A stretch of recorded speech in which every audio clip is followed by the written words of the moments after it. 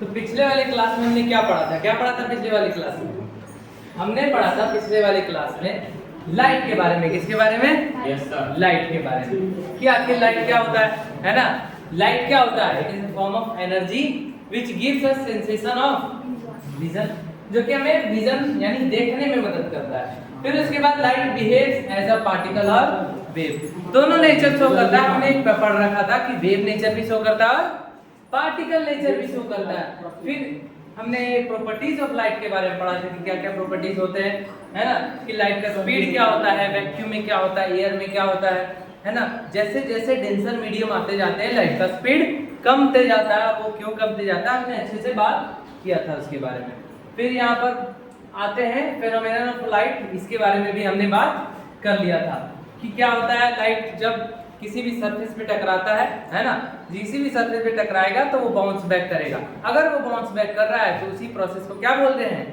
Reflection of light बोलते हैं। और हो सकता है कुछ लाइट रे एब्जॉर्ब भी हो जाते हैं। जैसे ये दीवार पे लाइट पड़ रहा है तो दीवार पे जब लाइट पड़ रहा है तो कुछ रेस क्या हो जा रहे हैं? एब्जॉर्ब भी हो जा रहे हैं, कुछ रेस रिफ्लेक्ट भी हो रहे हैं। अगर रिफ्लेक्ट हो रहे हैं तभी ये ऑब्जेक्ट हमें दिख रहा है। अगर कोई ऐसा ऑब्जेक्ट लिया है जिसमें सारे के सारे लाइट रेज एब्जॉर्ब हो जाए, कोई भी रिफ्लेक्ट ना करे, तो बताओ क्या वो ऑब्जेक्ट हमें दिखेगा? नहीं दिखेगा, वो ऑब्जेक्ट हमें नहीं दिखेगा। फिर यहाँ पर हमने इसके बारे में बात किया था, टाइप्स ऑफ रिफ्लेक्शन के बारे में बात किया था। प्लेन मिरर में किस तरह से हो रहा है, प्लेन सरफेस पे किस तरह से हो रहा है, रेगुलर रिफ्लेक्शन हो रहा है, और जो इरेगुलर रिफ्लेक्शन हो रहा है ना, वो इरेगुलर सरफेस पे हो रहा है। अच्छा एक बात तो इसी पे एक क्वेश्चन है, यहाँ पर नदी में है ना, गंगा नदी में पानी है, उसमें रेगुलर रिफ्लेक्शन हो रहा है या इरेगुलर रिफ्लेक्शन हो रहा है? इरेगुलर हो रहा है पक्का। रेगुलर रिफ्लेक्शन में इमेज दिख जाता है, चेहरा दिख जाता है, इरेगुलर में नहीं दिखता है। लेकिन कभी कभी नदी में झांकोगे पानी में, है ना, तो चेहरा साफ पानी में, है ना, इधर तो किनारे गंदा हो गया, साफ पानी में झांक कर देखोगे तो बहता हुआ पानी में भी चेहरा दिख जाएगा। तो बताओ कैसे दिख गया? वहां पर अगर रेगुलर रिफ्लेक्शन थोड़ा सा भी नहीं हुआ तो कैसे दिख गया चेहरा? तो वहां पर दोनों होता है, रेगुलर और इरेगुलर दोनों होता है। सबसे पहला तो पानी का सरफेस स्मूथ की तरह बिहेव करता है तो वो रेगुलर रिफ्लेक्शन शो करता है। पर जब पानी का सरफेस इधर उधर मूव कर रहा होता है तो उसके कारण क्या हो जा रहा है? इमेज भी मूव कर रहा होता है, और जब इमेज भी मूव करता है तो क्या होता है? इरेगुलर जैसा दिखाई देता है ना।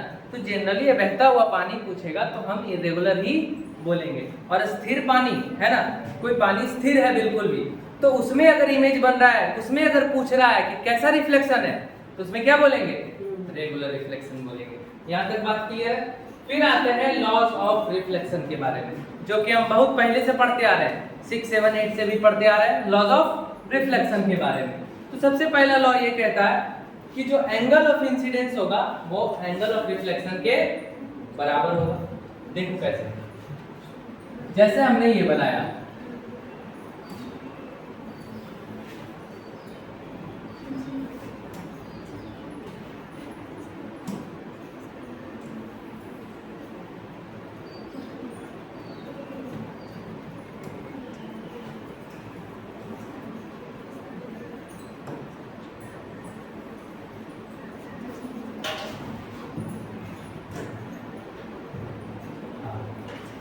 जैसे हमने ये बनाया, ये जो सरफेस है ये पीछे की साइड से पॉलिश है ना, कोई स्मूथ सरफेस है,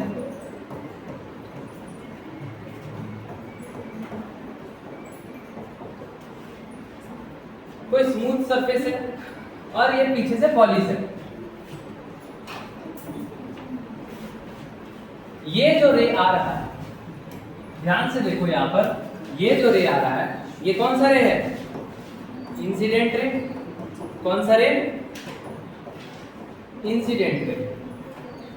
जो भी रे यहाँ पर आके टकराने वाला है वो कौन सा रे है? Incident ray. इंसिडेंट रे टकराने के बाद में क्या बन गया? Reflected ray. क्या ये कोई अलग सा रे है? नहीं, बस नाम यहाँ पर दिया है। रिफ्लेक्शन के बाद जो रे निकला उसको क्या बोल दिए हैं? Reflected ray. क्या बोल दिए हैं? Reflected ray. और ये यहाँ दे आया, टकराया और रिफ्लेक्ट हो गया। फिर उसके बाद यहाँ पर ध्यान से देखो, इस वाले पॉइंट से हम परपेंडिकुलर ड्रॉ करेंगे, इस वाले पॉइंट से परपेंडिकुलर ड्रॉ करेंगे। ये बताओ किसके परपेंडिकुलर, किसके परपेंडिकुलर ड्रॉ करेंगे, किसके परपेंडिकुलर करेंगे, सरफेस के परपेंडिकुलर। किसके परपेंडिकुलर, सरफेस के परपेंडिकुलर। अगर सरफेस ऐसा होता तो इसका परपेंडिकुलर कैसा होता, कैसा होता, अगर सरफेस ऐसा है तो इसका परपेंडिकुलर कैसा होता, ऐसा या फिर ऐसा होता। सरफेस अगर ऐसा है, मान लो टिल्टेड है, ये ऐसा सरफेस है, तो इसका परपेंडिकुलर क्या ऐसा होगा, कैसा होगा परपेंडिकुलर, ऐसा नहीं होगा। इसका परपेंडिकुलर कैसा होगा, यहां से इस तरह से जाएगा, जहां पर इधर भी 90 डिग्री बनेगा और इधर भी 90 डिग्री बनेगा। तो सेम चीज यहाँ पर है, ये परपेंडिकुलर ड्रॉ किए हैं तो यहाँ से ड्रॉ किए हैं, और इसी को बोल देते हैं नॉर्मल रे। क्या बोल देते हैं, नॉर्मल रे। अब यहाँ पर पहला लॉ ये बोलता है, लॉ यानी कभी चेंज नहीं होने वाला, हमेशा ये वैलिड है। लॉ मतलब जब भी रिफ्लेक्शन होगा तब यहाँ पर वो लॉ जरूर वैलिड होगा। तो बोलता क्या है कि angle of incidence, angle of incidence मतलब angle between incident ray and normal ray, angle between incident ray और नॉर्मल रे, तो उसको बोलते हैं angle of incident. Angle of incidence equal to angle of reflection. और एंगल ऑफ रिफ्लेक्शन को कैसे define कर सकते हैं, angle between reflected ray and normal ray. तो angle of incidence equal to angle of reflection, ये हमेशा वैलिड होगा। जब भी रिफ्लेक्शन होगा ये हमेशा वैलिड होगा। अगर इर्रेगुलर सरफेस पे भी रिफ्लेक्शन हो रहा है वहां भी ये लॉ वैलिड होगा, वहां भी ये लॉ वैलिड होगा। अगर वहां लॉ वैलिड नहीं होता तो इसको लॉ बोलते ही नहीं। पर वहां किस तरह से वैलिड होगा हम इसके बारे में बात कर चुके हैं, हमने पिछले क्लास में बात कर रखा है कि जब इर्रेगुलर सरफेस है तो इसके हिसाब से परपेंडिकुलर जो है अलग एंगल पे बनता है, और वहां पर भी क्या होगा, ये लॉ वैलिड होगा। यहाँ भी क्या होगा, ये इसके बीच जो एंगल ऑफ इंसिडेंस है ये एंगल ऑफ रिफ्लेक्शन इक्वल होगा, ये इसके बीच जो एंगल ऑफ इंसिडेंस है ये एंगल ऑफ रिफ्लेक्शन इक्वल होगा, इसके बीच जो एंगल ऑफ इंसिडेंस है यहाँ पर इक्वल होगा। क्या यहाँ तक बात क्लियर है, हमेशा हमेशा ये लॉ वैलिड रहेगा। तो इस तरह से हमें पहला लॉ मिल गया कि angle of incidence is equal to angle of reflection. दूसरा ये लॉ कहता है कि ये जो तीनों है, तीनों चीजें एक ही प्लेन पे लाई करेंगे। क्या करेंगे, एक ही प्लेन पे। तुम्हारा इंसिडेंट रे, नॉर्मल रे and reflected ray, they all are lie on the same plane. सभी प्लेन एक ही प्लेन पे लाई करेंगे। अब किस तरह से लाई करेंगे देख लेते हैं। लाओ पेन दो, पेन दो, एक और पेन दो, उसका पेन लेके आओ। अब देखो बताते हैं किस तरह से एक प्लेन पे लाई करें। हमारे पास ये कितनी है, एक हो गया इंसिडेंट रे, एक हो गया नॉर्मल रे और एक हो गया रिफ्लेक्टेड रे। तीन चीजें आ गई। अब हम क्या करेंगे, इस पॉइंट पे एक जगह बनाएंगे, है ना, इस तरह से यहां पर बनाएंगे। हमने इसको इस तरह से बनाया, ठीक है। जब हमने इस तरह से इसको बनाया तो हम बोले कि ये एक ही प्लेन पे लाई कर सकता है। हमने इसको एक प्लेन दिया, यहाँ पे लाई कर दिया। हमने बोला नहीं इसको इस तरह से प्लेन देते हैं तो इस तरह से लाई कर दिया। हमने बोला ऊपर दे देते हैं तो हमने एक ही प्लेन पे सबको चिपका दिया। तो यहाँ पर ध्यान से देखो कि तीनों एक ही प्लेन पे लाई कर रहे हैं, पर ध्यान से देखो अगर हमने एक को एंगल ऐसे कर दिया तो अब क्या एक ही प्लेन पे लाई कर पाएंगे, नहीं। एक कोशिश करेंगे तो तीसरा निकल जाएगा, इसको कोशिश करेंगे तो ये निकल जाएगा, इसको कोशिश करेंगे तो ये निकल जाएगा। तो यानी कि जो नॉर्मल रे होता है, नॉर्मल रे होता है वो हम वहीं पे बनाते हैं जब यहाँ सरफेस है, इस तरह से रिफ्लेक्शन हुआ और इसके बिल्कुल बीचों बीच बनाते हैं, इसके बिल्कुल बीचों बीच बनाते हैं, ना कि ऐसे बनाते हैं ना ही ऐसे बनाते हैं। तो वही दूसरा लॉ बोलता है कि ये जो रिफ्लेक्शन हुआ है, क्योंकि दो चीज है, दो हमेशा एक ही प्लेन पे आएंगे। ये कितना भी कोशिश कर लो, जितना भी एंगल बना लो, ये तुम 3D प्लेन पे नहीं रख सकते, एक ही प्लेन पे आ सकता है। ये 3D में नहीं दिखाई देगा। यहाँ पर ऐसे है तो इस तरह से प्लेन आ गया, हमने इसको ऐसे कर दिया तो इस तरह से प्लेन में आ गया, है ना। तो दो रे आपस में क्या होंगे, हमेशा सेम प्लेन में होंगे। तो तीसरा हमको सेम प्लेन में रखने के लिए बिल्कुल ही परपेंडिकुलर इस तरह से सीधा रखना पड़ेगा, तब जाकर क्या होगा, एक ही प्लेन पे आएगा। वही तीसरा लॉ कहता है कि तीनों जो है एक ही प्लेन पे होते हैं। तो इसको याद करने की जरूरत है क्या? इंसिडेंट रे, नॉर्मल रे and reflected ray, they all are lie on the same plane. क्या बात क्लियर है? तो वही यहाँ पर ये लॉ कहता है, the laws of reflection determine the reflection of incident ray light ray on reflecting surface like mirror, smooth metal surface and clear water, है ना। कोई भी सरफेस की बात कर रहा है, मिरर की बात कर रहा है, स्मूथ सरफेस की बात कर रहा है, तो लॉज ऑफ रिफ्लेक्शन क्या कहता है? सबसे पहला incident ray, reflected ray and the normal ray all lie in the same plane. याद हो गया? The angle of incidence equal to the angle of reflection. ठीक है, यानी कि ये दोनों चीजें हमें परफेक्टली याद है। तो जल्दी से इसको लिख लो।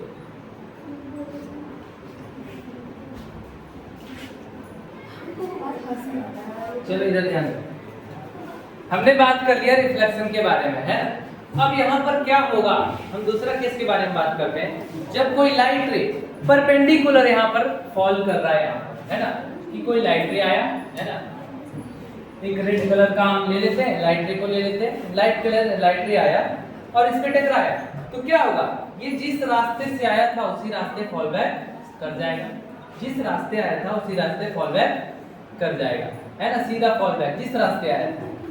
यहाँ भी angle of incidence equal to angle of reflection हो रहा है ना। यहाँ भी ये केस वैलिड हो रहा है और ये एंगल किसके बराबर है? 0 डिग्री के बराबर, है ना, क्योंकि इसके और कोई लाइट रे आया नॉर्मली परपेंडिकुलरली यहाँ पर फॉल किया, तो वही परपेंडिकुलरली तो हमने नॉर्मल रे भी माना है, तो बिल्कुल उसी के रास्ते से आया था। तो नॉर्मल रे और इंसिडेंट रे के बीच का एंगल क्या हुआ? 0 डिग्री। तो 0 डिग्री पे रिफ्लेक्ट कर जाएगा, यानी कि यहाँ भी ये लॉ वैलिड है। अगर ये बताओ, अगर कोई लाइट रे आया, कोई लाइट रे यहाँ पर आया जिसका एंगल बना है, कोई लाइट रे आया जिसका एंगल बना है यहाँ पर 5 डिग्री, जिसका एंगल 5 डिग्री बना है, तो बताओ कितने डिग्री पे रिफ्लेक्ट कर जाएगा? 5 डिग्री। ये बताओ इन दोनों रे के बीच का एंगल क्या होगा? इन दोनों रे के बीच का एंगल क्या होगा? ये इंसिडेंस और ये रिफ्लेक्टेड रे, इन दोनों के बीच का एंगल 10 डिग्री होगा। क्या होगा? 10 डिग्री। 5 डिग्री इधर से नॉर्मल से बनाया, 5 डिग्री इधर रिफ्लेक्टेड रे से बनाया, कितना डिग्री हो गया? 10 डिग्री हो गया। यानी कि यहाँ तक हमने बात पूरी अच्छे से समझ लिया। क्या बात क्लियर है? अरे क्लियर है? चलो ध्यान दो इधर। अब अगला क्वेश्चन करते हैं, कुछ क्वेश्चन कर लेते हैं रिफ्लेक्शन के बेसिस पे।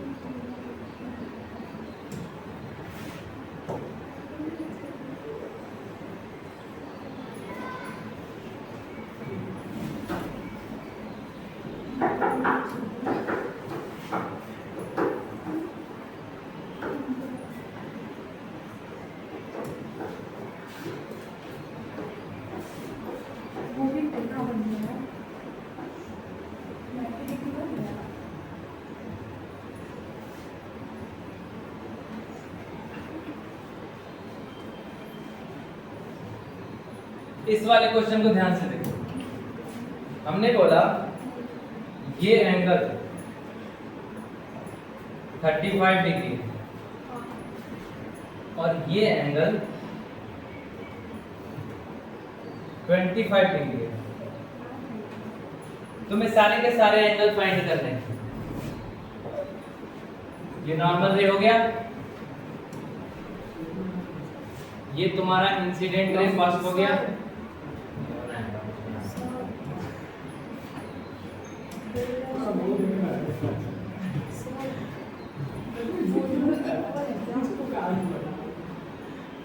है ना। ये व्हाइट वाला इंसिडेंट रे है और यही व्हाइट वाला रिफ्लेक्टेड रे है। फिर ये ब्लू वाला इंसिडेंट रे है और ये ब्लू वाला रिफ्लेक्टेड रे है और ये बीच का नॉर्मल रे है। तुम्हें फाइंड करना है सारे के सारे एंगल्स गिवन है तुम्हारा, इसके बीच का एंगल और इसके बीच का एंगल गिवन है। सारे के सारे एंगल्स फाइंड आउट करने हैं, जल्दी से फाइंड आउट करो।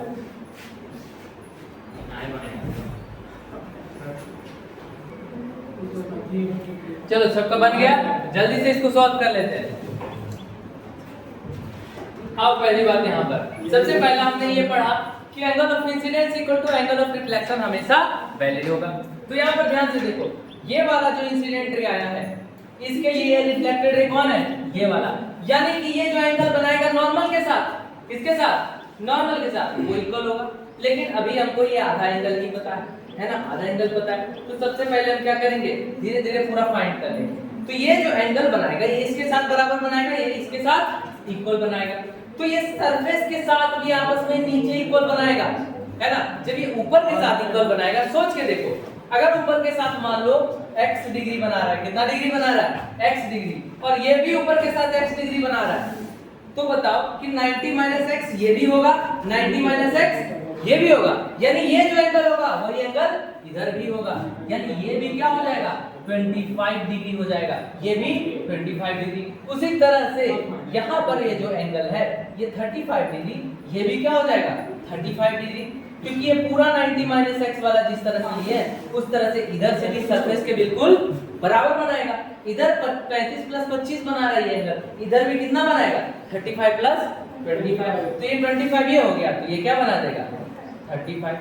अब बताओ यहाँ पर ये पूरा 90 में से कुछ एंगल हमें पता है, तो ये एंगल क्या होगा, 90 माइनस इनका सम हो जाएगा। इनका सम क्या है, अरे क्या है बताओ, 60 डिग्री। क्या है इनका सम, 60 डिग्री।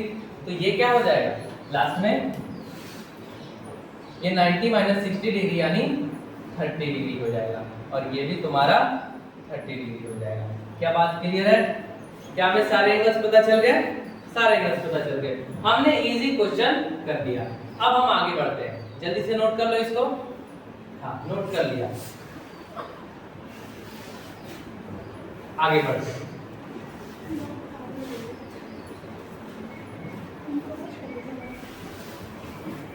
नेक्स्ट क्वेश्चन है तुम्हारा,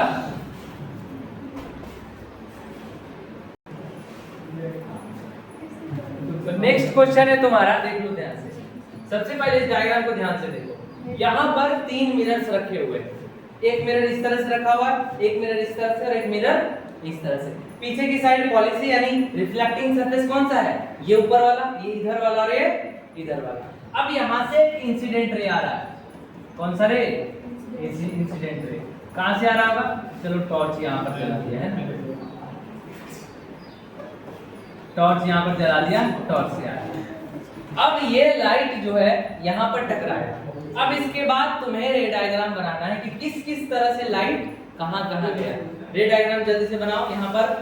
यहाँ पर एंगल दिया हुआ है 35 डिग्री फ्रॉम सरफेस से बना रहा है। अब ये लाइट कितने एंगल पे जाएगा और कहाँ कहाँ टकराएगा, ये सारी चीजें बनाओ। यहाँ पर तुम्हें पता है कि ये 90 डिग्री पर रखा गया है ना, दिख रहा है, ये 90 डिग्री है, ये भी 90 डिग्री है ना। अब इसके आगे का रे डायग्राम बनाओ जल्दी से।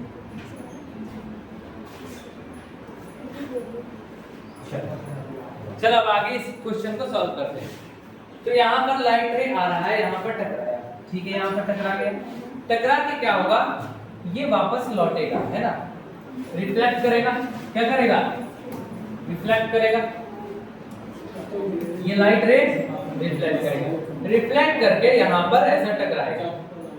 यहाँ पर रिफ्लेक्शन के बाद यहाँ पर किस तरह से क्या क्या एंगल बनेगा। ये 35 है तो क्या ये भी 35 होगा?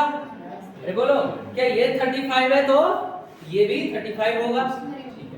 ये 35 है, ये 90 डिग्री है, तो ये कितना होगा? हम जानते हैं ट्रायंगल का सम, सबका एंगल का सम क्या होता है 180।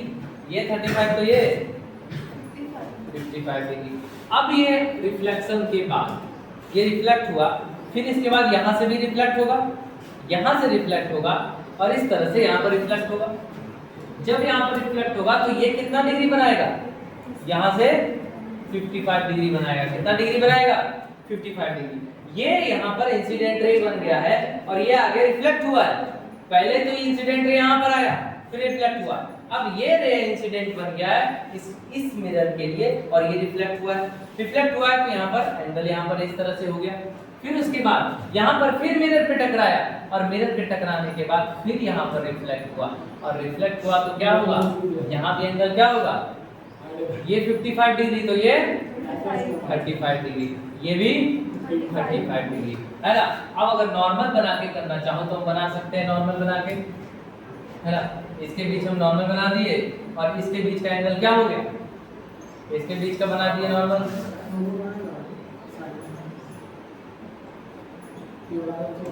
इसके बीच का बना दिए, फिर इसके बीच का बना दिए, है ना। हम सब एंगल को मार्क कर देते हैं। ये वाला एंगल क्या हो जाएगा? 55 डिग्री। ये 35 है तो ये 55, ये भी 55 डिग्री। फिर यहाँ पर क्या हो जाएगा? ये 35 डिग्री, फिर ये 35 डिग्री। तो इस तरह से हमें सारे एंगल्स पता चल गए। ये 55 डिग्री और ये भी 55 डिग्री। तो इस तरह से हमारे सारे एंगल्स हमें पता चल गए। तो ये कितनी बार रिफ्लेक्ट हुआ है मिरर में?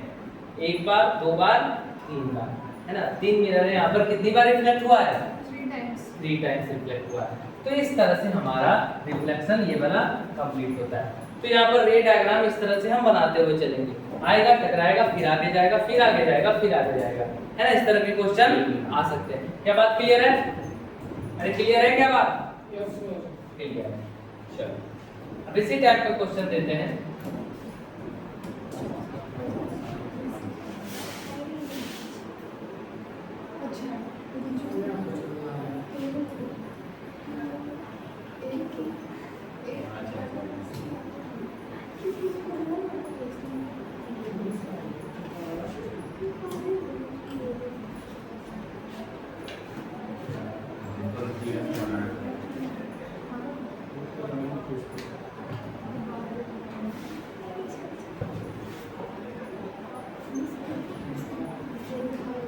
अब ये क्वेश्चन है जिसमें कि ये एंगल 37 डिग्री है।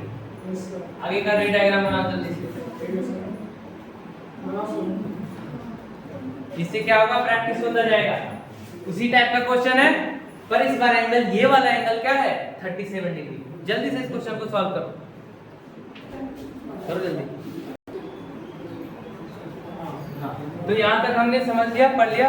अब इस क्वेश्चन को जल्दी से सॉल्व कर लेते हैं। बताओ ये 37 डिग्री है तो ये क्या हो जाएगा? ये एंगल, ये भी 37, ये 37 है तो ये एंगल क्या हो जाएगा? 53 डिग्री, ये भी 53 डिग्री, ये 53 है, ये 90 है, ये एंगल क्या हो जाएगा? 37। ये 37 है तो ये एंगल क्या हो जाएगा? 53 डिग्री, ये भी 53 डिग्री, ये 53, ये क्या हो जाएगा? 37 डिग्री, ये 90 है, ये एंगल क्या हो जाएगा? 53 डिग्री।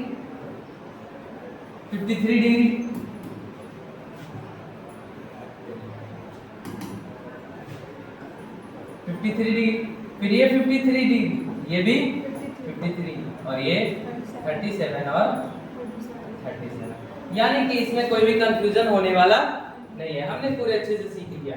फिर इसके बाद हम अगले टॉपिक में शुरू करेंगे प्लेन मिरर के बारे में। किस तरह से प्लेन मिरर इमेज बनाता है, वर्चुअल बनाता है, किस तरह से बनाता है, लेटरल इमर्जन किस तरह से होता है, ये सारी की सारी चीजें हम समझेंगे अगली क्लास में समझेंगे। ठीक है, फिर स्फेरिकल मिरर के बारे में भी पढ़ेंगे। तो आज के लिए इतना ही।